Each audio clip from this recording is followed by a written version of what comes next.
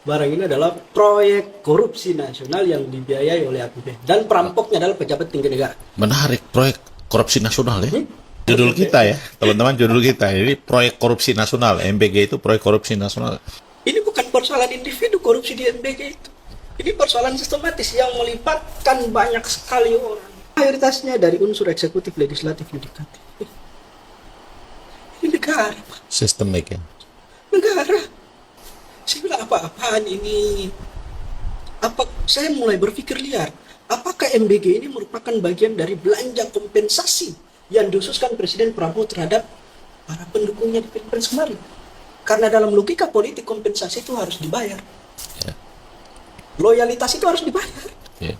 Loyalitas kalau nggak dibayar, kabur itu, buyar itu loyalitas. Apakah MBG ini merupakan proyek titipan yang sengaja diprioritaskan oleh Presiden Prabowo Subianto untuk membayar loyalitas para pendukung? Ketika Presiden Prabowo Subianto berbangga diri, saya ngasih makan nih orang-orang di Indonesia, kasih makan orang-orang yang nggak mampu, orang-orang yang kekurangan gizi, yang stunting. Hei Pak, apakah Bapak tidak pernah mengakses data di Kementerian Sosial dan data di Kementerian Pendidikan? 4 juta anak Indonesia itu nggak sekolah sekarang. Apa yang ingin Anda persiapkan dari program MBG itu di saat yang sama 4 juta anak di Indonesia belum sekolah? Tujuannya gizi, tujuan ekonomi. Apakah tujuan gizi dan tujuan ekonomi bisa mengkompensasi masa depan 4 juta anak yang nggak sekolah ini? Sedih saya dengar. Ini 4 juta anak sekolah ini bidang yang paling prioritas yang seharusnya difokuskan lewat pemberian anggaran pendidikan.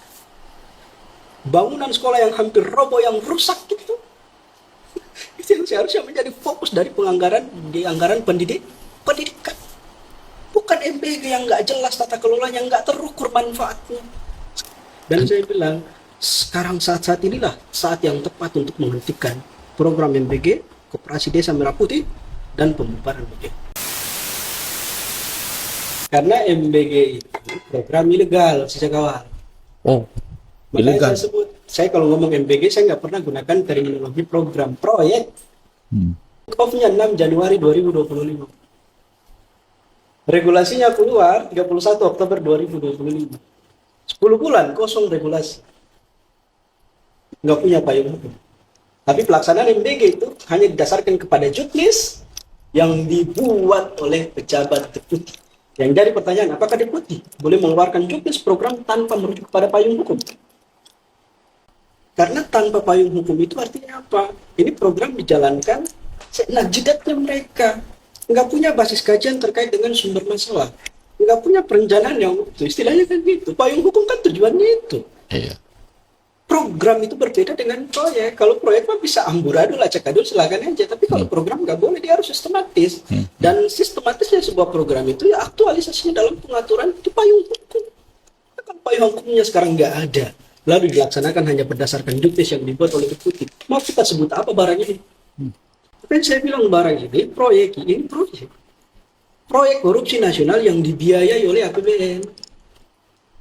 Itu bahasa saya sejak awal, karena saya melihat kekosongan regulasi Proyek korupsi nasional ya.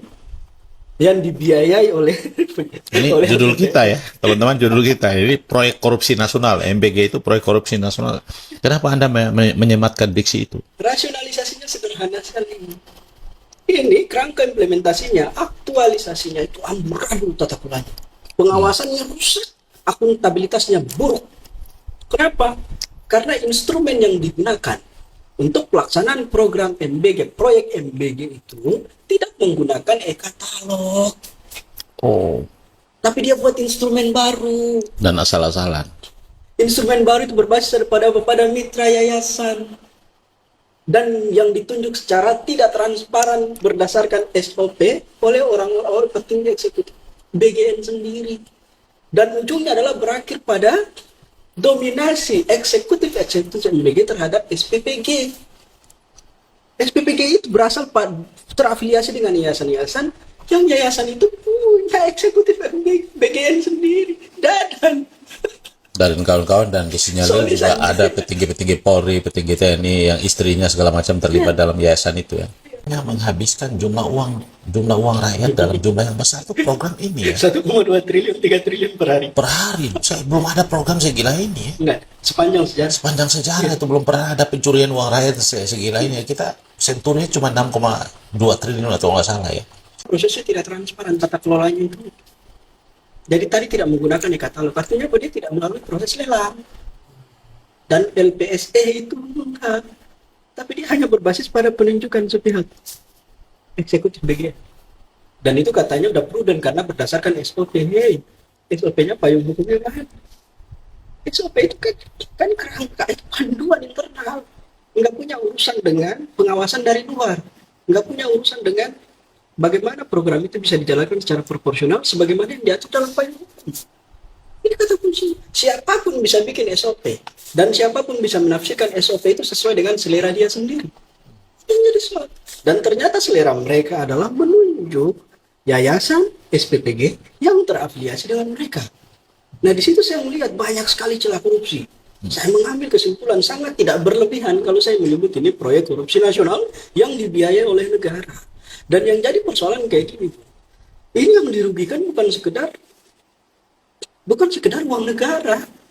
Yang dirugikan adalah hak-hak sosial, hak-hak pendidikan, hak-hak kesehatan, dan hak-hak ekonomi masyarakat. MBG itu dia udah menjadi kerangka fiskal dia. Kenapa? Karena 80% anggarannya itu 300 triliun diambil dari dana pendidikan. Dana pendidikan 700 triliun sekian. Dipotong 300 triliun, ini dia turun di bawah standar kewajiban negara 20% terhadap pembiayaan. Ini melanggar konstitusi. Ada yang mengatakan seperti ini, oh enggak, gizi juga merupakan bagian dari ekosistem pendidikan. Saya bilang benar, tapi tidak semua bidang yang berkaitan dengan ekosistem pendidikan bisa dibiayai oleh anggaran pendidikan. Anggaran pendidikan itu punya standar sendiri kalau kita merujuk kepada Undang-Undang Sisdiknas. Betul. Itu ada 8 bidang komponen yang dibiayai juga diatur. Gizi nggak termasuk. Gizi itu dominannya Kementerian Kesehatan, domainnya Kementerian Kesehatan sama Kementerian Sosial. Kenapa tiba-tiba direduksi ya? Direduksi dari dana pendidikan. Ini jadi soal. Yang menjadi persoalan berikutnya, dia merugikan hak pendidikan masyarakat. Ketika Presiden Prabowo Subianto berbangga diri, saya ngasih makan nih orang-orang di Indonesia. Kasih makan orang-orang yang nggak mampu. Orang-orang yang kekurangan gizi, yang stunting. Hei Pak, apakah Bapak tidak pernah mengakses data di Kementerian Sosial dan data di Kementerian Pendidikan? 4 juta anak Indonesia itu nggak sekolah sekarang. Apa yang ingin Anda persiapkan dari program MBG itu di saat yang sama 4 juta anak di Indonesia belum sekolah? Tujuannya gizi, tujuan ekonomi. Apakah tujuan gizi dan tujuan ekonomi bisa mengkompensasi masa depan 4 juta anak yang nggak sekolah itu? Saya dengar. Itu catatan penting. Saya melihat beberapa potret dapur-dapur MBG. Itu lebih mewah dibandingkan bangunan sekolah yang udah rontok. Ini 4 juta anak sekolah ini, bidang yang paling prioritas yang seharusnya difokuskan lewat pembiayaan anggaran pendidikan. Bangunan sekolah yang hampir roboh, yang rusak itu yang seharusnya menjadi fokus dari penganggaran di anggaran pendidikan. Bukan MBG yang nggak jelas tata kelolanya, yang nggak terukur manfaatnya. Sekarang saya tanya sama mereka, 1,5 tahun pelaksanaan MBG, apa relevansinya terhadap peningkatan indeks pendidikan kita, gizi kita, sama pada posisi ekonomi kita, apa urusannya? Tidak ada urusan. Dan ingin saya katakan sekali lagi kayak gini, dengan tertangkapnya kepala BGN, wakil kepala BGN, satu koleganya itu, dan juga seperti yang disebutkan tadi, ada 26 nama yang ternyata. Artinya apa? Proses korupsi ini tidak berhenti hanya di Dadan, di Sony Sanjaya, dan di satu koleganya.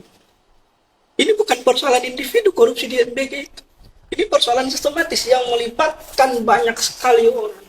Dan seperti yang disebutkan, data 26 orang itu sudah masuk di berkas BAP Jaksa Agung Muda itu, tindak pidana khusus Kejaksaan Agung.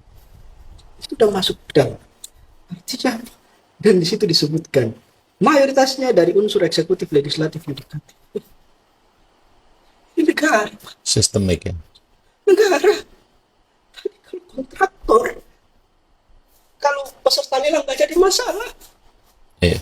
Ini negara, eksekutif, yudikatif, legislatif.